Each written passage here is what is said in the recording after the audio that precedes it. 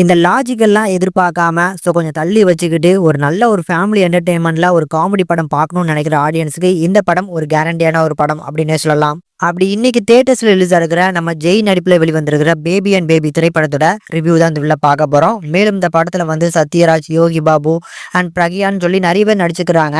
இந்த படத்தோட கதை என்ன அப்படின்னா, படத்துல நம்ம ஜெய் பேரு சிவா அண்ட் நம்ம யோகி பாபு பேரு குணா. இவங்க ரெண்டு பேருக்குமே இப்போ குழந்தை பிறந்திருக்கு. இந்த குழந்தைய அவங்களோட பேரண்ட்ஸ் கிட்ட காமிக்கிறதுக்காக இந்தியாவுக்கு திரும்ப வராங்க.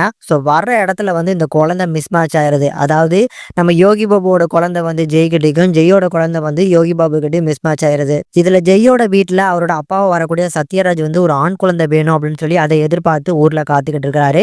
இந்த செயல யோகி பாபுவோட அப்பா அவர் அவரோட ஜோசியெல்லாம் பார்க்கக்கூடிய ஒரு ஆளு. அதனால ஒரு பெண் குழந்தை வேணும் அப்படின்னு சொல்லி எதிர்பார்த்து இருக்கக்கூடிய ஆளு. இப்படி குழந்தை மிஸ் மேட்ச் ஆனதுக்கு அப்புறம் இதை சுத்தி என்னென்ன விஷயங்கள் பண்ணா நடக்குது, இதுல நடுல ஆனந்தராஜா என்னெல்லாம் பண்றாரு, இதை தான் பாத்தீங்கன்னா படத்தோட மெயின் கதையை எடுத்திருக்காங்க.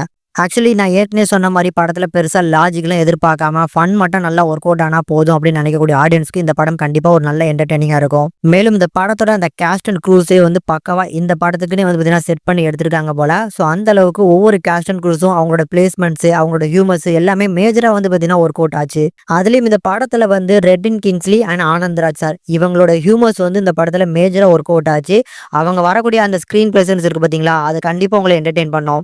ஜெயோட கதாபாத்திரம் பொறுத்த அளவுக்கு ரைட்டிங் வைஸ் இன்னும் கொஞ்சம் நல்லா எழுதிருக்கலாம் அப்படிங்கிறது என்னோட பர்சனல் ஒப்பீனியன். ஆனா ஒரு சில இம்பார்ட்டன்டான சீன்ஸ் இருக்கு, அதுல அவரோட பெர்ஃபார்மன்ஸ் நல்லா பண்ணிருக்காங்க. அண்ட் பிரக்யா அவங்களோட பார்ட்னரா வரக்கூடிய பிரக்யாவும் நல்லா பெர்ஃபார்ம் பண்ணிருக்காங்க. படத்தோட டெக்னிக்கல் சப்போர்ட் பொறுத்த அளவுக்கு நல்லா பண்ணியிருந்தாங்க. அதுல பேக்ரவுண்ட் ஸ்கோர் அண்ட் பிஜிஎம்ஸ் எல்லாம் நம்ம டிமான் தான் போட்டிருக்காரு. ரொம்ப ஃபீல் குடான பிஜிஎம்ஸ் அண்ட் சாங்ஸ் இந்த படத்துலயுமே நல்லா கம்போஸ் பண்ணி கொடுத்திருக்காரு. பட் இந்த படத்துல இருக்கக்கூடிய பெரிய பிரச்சனை என்னன்னா, நான் ஏற்கனவே சொன்ன மாதிரி இந்த லாஜிக் எல்லாம் எதிர்பார்க்காம, ஸ்டோரியுமே எதிர்பார்க்காம ஜஸ்ட் ஃபன் அப்படின்னு நினைச்சு மட்டும் பார்க்கக்கூடிய ஆடியன்ஸுக்கு இந்த படம் நல்லா இருக்கும். ஆனா இது எல்லாத்தையுமே பார்க்கக்கூடிய ஆடியன்ஸுக்கு இந்த படம் படமா அப்படிங்கிற ஒரு ஃபீலும் வரலாம். இந்த கதையில எக்கச்சக்கமான படம் பார்த்துட்டோமே அப்படிங்கிற ஒரு ஃபீலும் வரலாம். ஆனா இந்த படத்துல இருக்கக்கூடிய அந்த கேஸ்ட் அண்ட் க்ரூஸ் முடிஞ்ச அளவுக்கு ஃபன்னை பாத்தீங்கன்னா கொண்டு ஆன் ஸ்கிரீன்ல பிரசன்ட் பண்ணியிருக்காங்க. அது ஒர்க் அவுட் ஆச்சு அப்படின்னா இந்த படம் உங்களுக்கு பிடிக்கும். இல்லை அப்படின்னா அந்த படம் பிடிக்காம போறதுக்கும் வாய்ப்பு இருக்கு. முடிஞ்சா ட்ரை பண்ணி பாருங்க.